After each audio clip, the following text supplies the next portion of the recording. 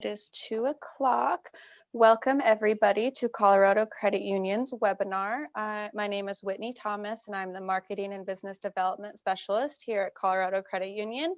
And today we are doing a webinar called Mortgage Maintenance with Kim Harris, our Real Estate Lending Manager. Welcome, Kim. Thank you. All right, so everyone, I just want to thank you for taking time out of your day, and hopefully I can shed some light on some current housing statistics, what we're looking for you to be able to obtain a new mortgage or to purchase a home. So we'll go ahead and just jump right in. Obviously, if you guys have any questions at any point in time, feel free to stop me, and Whitney will kind of relay those questions over to me, and we can go from there. Obviously, no questions are dumped, so please don't be shy, as not everyone is experienced in this realm of life. So we'll go ahead and get started. Once again, here's all my contact information. I've been with Colorado Credit Union since 2010.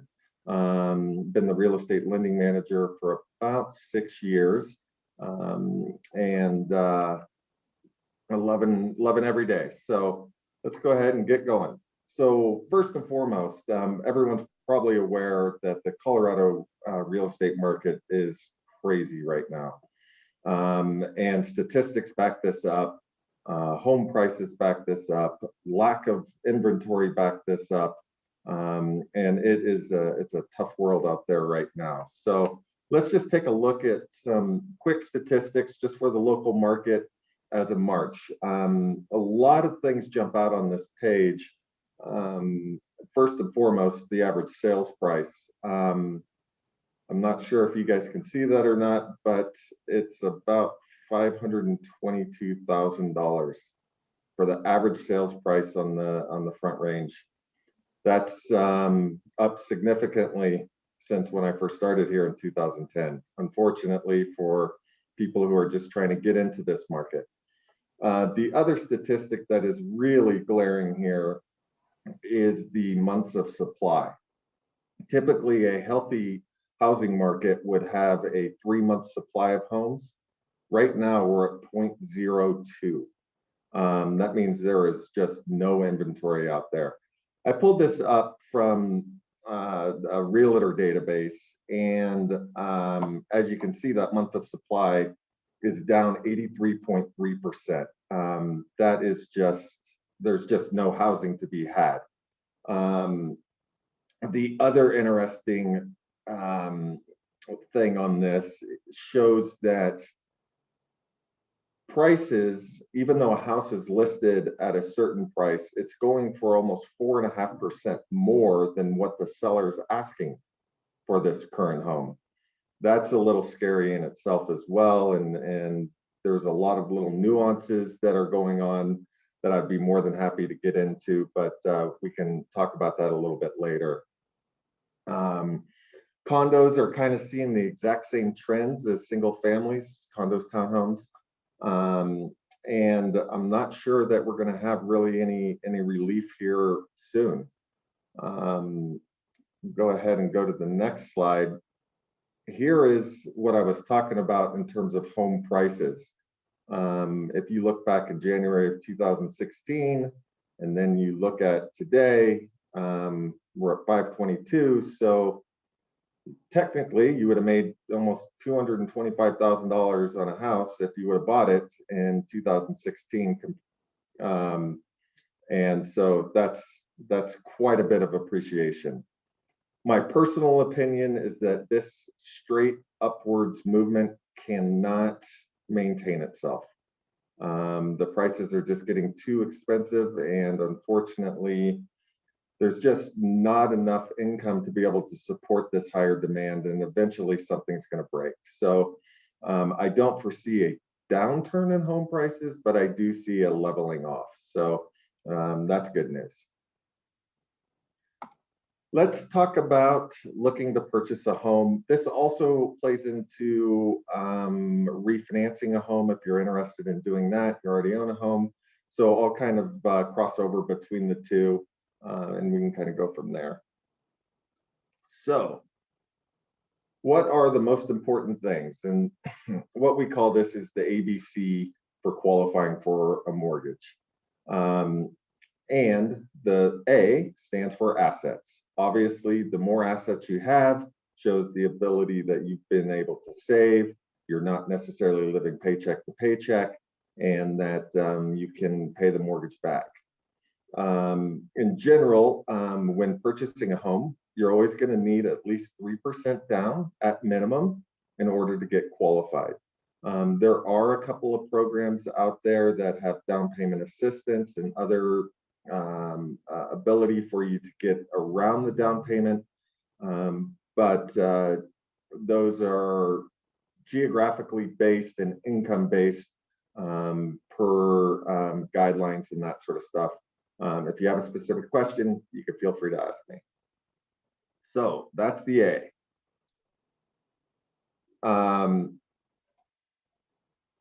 Borrower income. This is the kind of new hot button with after the mortgage meltdown of 2008, 2009. Now we're dealing with our own, COVID and that sort of stuff. So things have kind of tightened up a little bit. Not impossible. It's a little bit more egregious for the self-employed borrowers, but it's still doable. We're doing them every day for self-employed people. So don't be deterred by if you're self-employed, you can't get a mortgage. That's not true. And with this slide, we're talking about your income should demonstrate your ability to repay the loan. Debt to income ratio. That's an important aspect of the loan. And we want to, this slide might be a little bit outdated and I missed this. We want to make sure your debt to income ratio is at 45% or below. And what that is we take your total gross income, subtract out any of the liabilities, and divide that by your gross monthly income. So it's your total payments divided by your gross monthly income. Sorry, I think I said that backwards. So that's how we determine debt to income ratio. There's two ratios that we use. One would be your housing expense, and then the one would be the total debt to income ratio. Quick math, if your mortgage payment is $1,000 a month and you make $10,000 a month, your debt to income, your top ratio would be 10%. So you're well within those guidelines. All right, the most important, credit. We need to have credit scores above 620 in order to get you qualified for a mortgage. How do you get a 620 credit score? You pay your bills on time. There's a lot of free FICO monitoring programs out there, whether it's through Colorado or through any other bank, a credit card. Experian offers it. FICO scores, I'll go into this in the next slide. It's comprised of a lot of different things. So we'll take a look at that. It's not, FICO scores range from 400, I believe, to 850. So 620 is our minimum. Once again, this slide says 640, but 620 will allow you to qualify for a loan. Hey, Kim, a question just came in about credit scores. When you are trying to qualify for a mortgage, is it going to be a hard pull or a soft pull on your credit score? Yeah, it's a great question. So when we do mortgages, we get a 3-bureau merged credit report. There's 3 major credit reporting agencies. We have Experian, Equifax, and TransUnion. We will use the middle score as your qualifying score. One other note here, and I just thought about this, was that the FICO scores that you see, whether it's through Bank of America or Discover Card or Experian or whatever, unfortunately, we're doing a real disservice to the consumer because those are not true FICO scores. More times than not, I would say that 85% or more, the credit score that you're seeing through a Discover Card or Visa or whatever it may be is always higher than what I would pull once I pulled a true credit report. So be cognizant of that.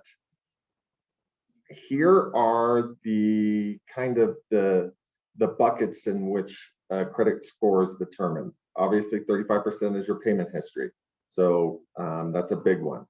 The next big one is the amount owed. And what this is basically what we call credit utilization. So if you have a credit card with a $10,000 balance or $10,000 limit and a $9,000 balance on it, that credit utilization shows that you only have 10% remaining on that credit card. You want to keep your credit cards at or below 25% of whatever your total limit is. So in that example, always keep your credit card below $2,500 if you have a $10,000 limit. That will give you the best way to increase your credit score. Length of credit history. This is an important one as well. One of the things I see a lot is a lot of people are so excited to pay off a credit card and then they close that account. Do not do that. Just rip up your credit card and let it hang out there and keep it at a zero balance. Because what happens is that credit history for however long it took you to pay that credit card off, once you close that account, that history is now gone. So don't close and those accounts. Just rip up the cards, don't use them ever again, and just let them do whatever they do. New credit. If we see or the credit Experian, TransUnion, or FFX see that you're applying for new credit on a very regular basis, the thought is that you're in need of credit and you need it immediately, and that may be a sign of, you need some help or you need some money. So be very careful of inquiries. Don't allow people to just pull your credit for the sake of pulling credit. We want to keep those inquiries, at hopefully, 3 to 4 or less a year. You always have the ability to go to My Free Credit Report, and you can get 1 free credit report a year. And the last piece of the puzzle is the types of credit. So do you have student loans, credit cards, auto loans, mortgage loans, HELOCs, that sort of stuff. And so having a variety of different credit definitely helps as well. Okay, let's talk about mortgage products. This is a little antiquated as well, as most people right now who are refinancing or buying their first home or buying a new home, downsizing, whatever it may be, 99.9% of most people are doing a fixed rate mortgage. These mortgages are for either 30 years, 25 years, 20, 15, or 10 years. This is a good way to just give security, knowing exactly what your payment's going to be, although there is a caveat about that. We do live in Colorado, and as we've already seen, home prices continue to go up, and that means property taxes go up as well. So unfortunately, in Colorado, we also have hailstorms, and we have crazy windstorms and snow and fire and all that other kind of good stuff, and insurance rates also go up accordingly every year.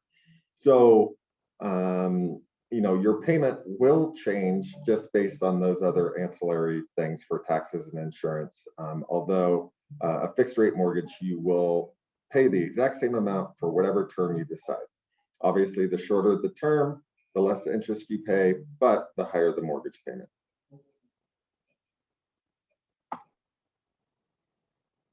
Whoa. All right. Adjustable rate mortgages are still out there. They're still available. They're for people who know that they're not going to be in their house for a certain set time frame. So if you know that you're going to be in your house for only 3 years and you're moving, I would suggest looking at a 5-year fixed adjustable rate mortgage. And that will give you a couple of extra years just in case something happens and you're not going to be subjected to a higher interest rate.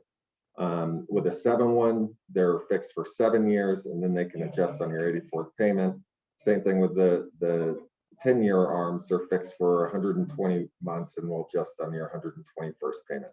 Typically, the advantage of an adjustable rate mortgage is they have a little bit lower of an interest rate, but you're also subject to potential increase in those rates once you pass that fixed rate period. Okay, let's talk a little bit about purchasing a home, how that all works, and how that process kind of ebbs and flows. Typically, what happens is, someone decides that, hey, I'm going to go buy a house today. So what they do is they typically reach out to a realtor, and then the realtor will suggest that they need to get pre-approved or pre-qualified through a lender. And that's where I come in, and that's what I do. So I will go ahead and we have a very robust online application system at Colorado Credit Union.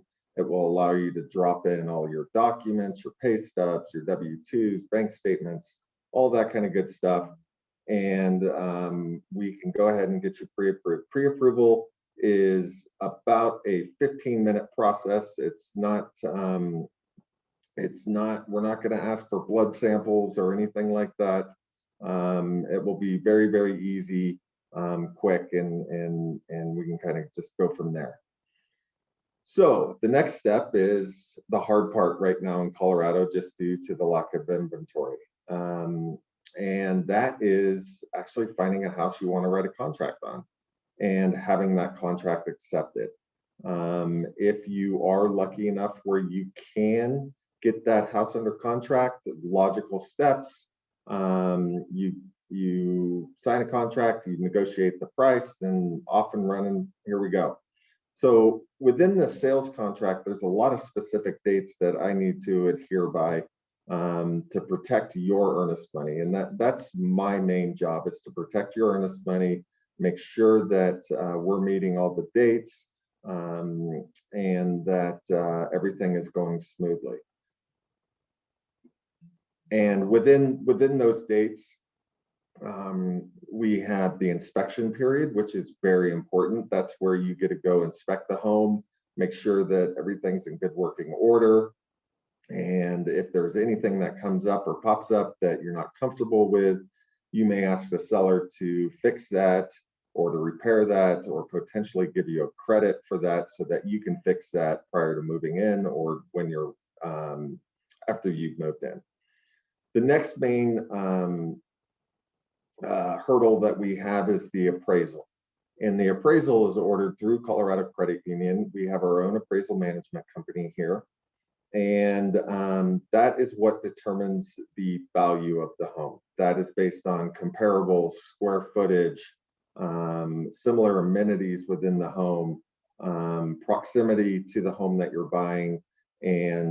And so our very experienced appraisers will come up with their best estimate of what this home is will appraise for. And that's what we'll use to determine if we are really going to give you a loan, is based on that appraisal, as well as we talked about the ABCs of credit, you being qualified to pay us back. Kim, a question just came in. With homes selling above the asking price, it seems like there's a lot of risk buying right now. Would you recommend buying in the competitive market and paying more, or waiting until the market slows down? Ooh, good question. It depends. I think time cures all wounds. And what I've been telling people today is, if you're going to be in that home for over 5 years, you're going to be fine. If you buy a house today with the expectation that it's going to sell tomorrow for 50 or 75,000 or $100,000 more, I think that might be a little bit short-sighted in terms of what I'm reading, what we're seeing in the future housing market in Colorado. I would buy a house today because it makes your life easier. You take pride in ownership, or your dog really wants a yard. So, good question.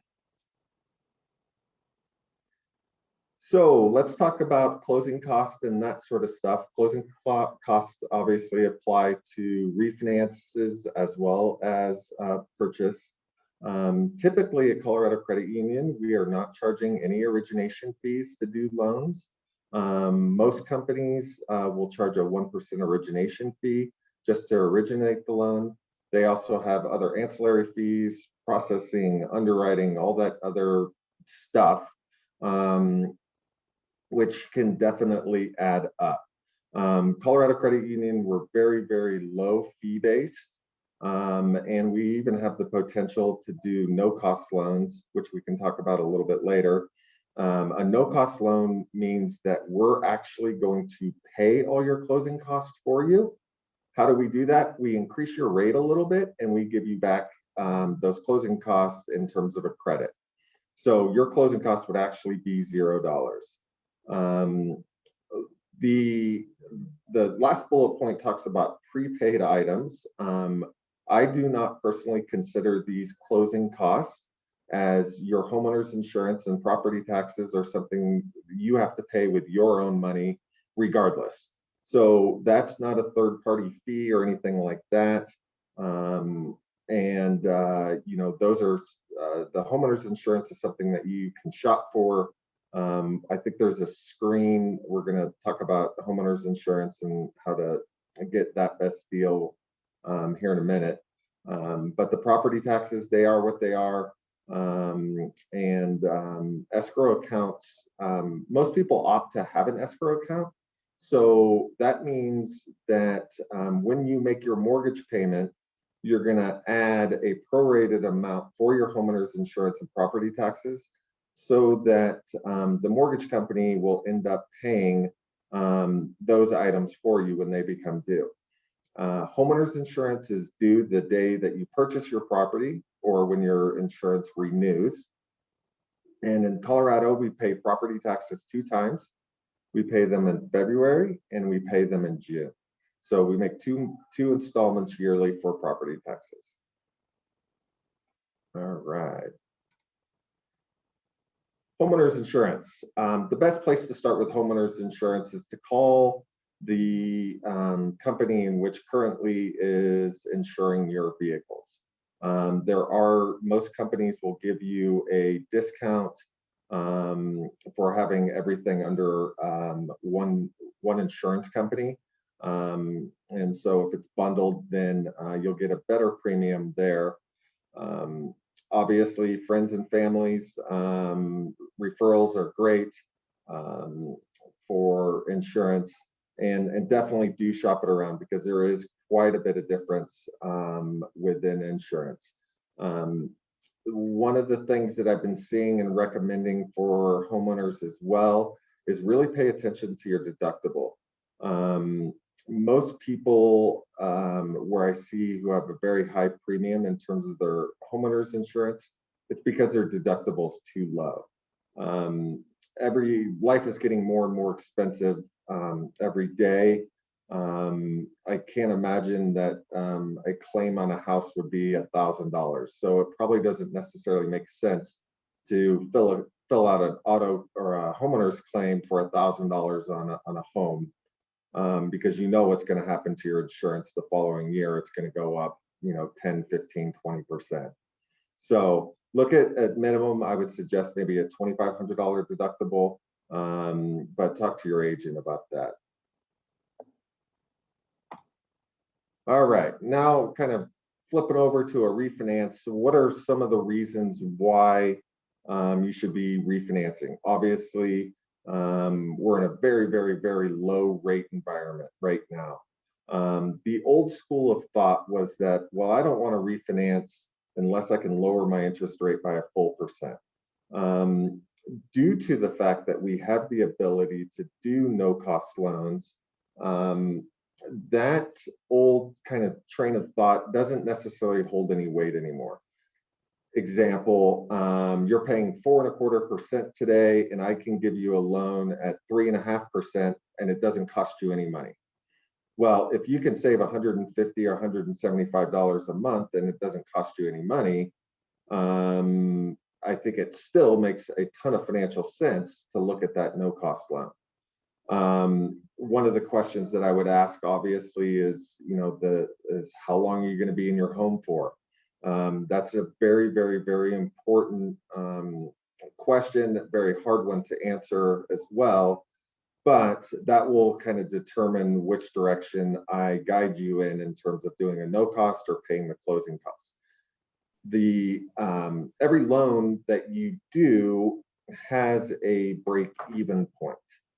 So typically, if you decide to take a lower rate, pay the closing costs, compared to pay a little bit higher of a rate, don't pay any closing costs, the quick math is you need to stay in your house for at least 5 years before that interest rate will pay you back. So that's just something to think about as well. Kim, another question just came in, and it's about buying process.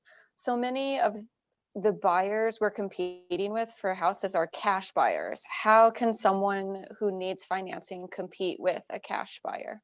Oof, that's a very, very good question. And I think, unfortunately, as far as I'm concerned, is a cash buyer doesn't necessarily hold any more weight than someone who is getting a loan. The seller is still getting the exact same amount of money. There is just a little bit less of the appraisal side of things, the underwriting side of things, that sort of stuff. In terms of how to compete, I think what you offer is probably your only mechanism to really be able to compete with that offer. I think the realtors in general have done some disservice to their clients, saying, oh, you should take this because it's a cash offer and it's the least path of resistance. I just don't think that that's necessarily true. As like I said, I've been doing this for 20 years. We've helped thousands and thousands and thousands of members get a loan. So the loan process is actually the easy part of the process. The actually getting the house is the hard part of the process. I've heard, and I do not recommend this, where people are waiving or doing appraisal gaps. I've heard people basically stating that during an inspection, they will not ask the seller to fix one thing. And so there's a lot of little games you can play, but you're correct, it's risky, and you're potentially setting yourself up to almost be upside down in your house before you even move in. What is an appraisal gap? So I'll use round numbers again. But let's say we have a property for sale for $100,000, and you offer and get the property under contract for $115,000. The appraisal gap is that if the home doesn't appraise for that $115,000, you're willing to make up the difference between what it appraised for and that purchase price. So if it appraised for $105,000, then you would need to come to the table with $10,000 in that appraisal gap. And then you need to also put your down payment down. So it's $10,000 plus your required down payment. So we go off of the lower of the two, the appraised value or the purchase price, when it comes to lending. All right. And I think now we can have as many questions as you desire. So one other question that came in, if I'm looking to start this process, what is the very first thing I should do? Whew. Very first thing you should do is probably figure out what your monthly budget is in terms of buying a home. 99.9% of the people that I talk to always say, Kim, what do I qualify for? And I turn it around back on you and say, what do you feel comfortable spending per month? And then I will qualify you based off of what you tell me your budget is.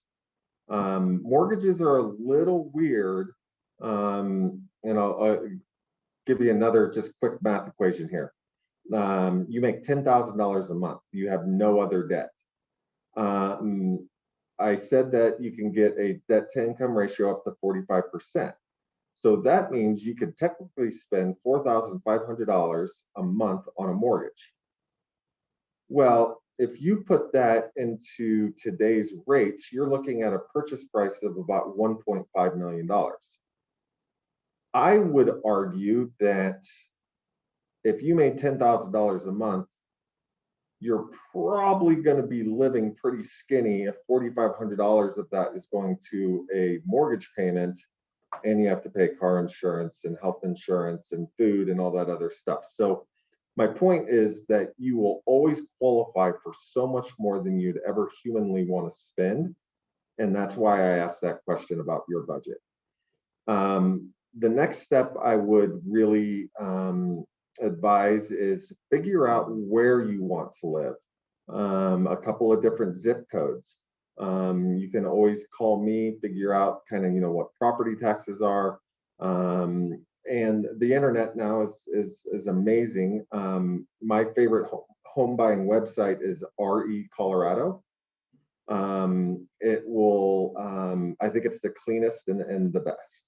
I think it's probably recognized by the realtors as one of the best sites as well. And it's constantly updated. So that's a great place to start. Thank you.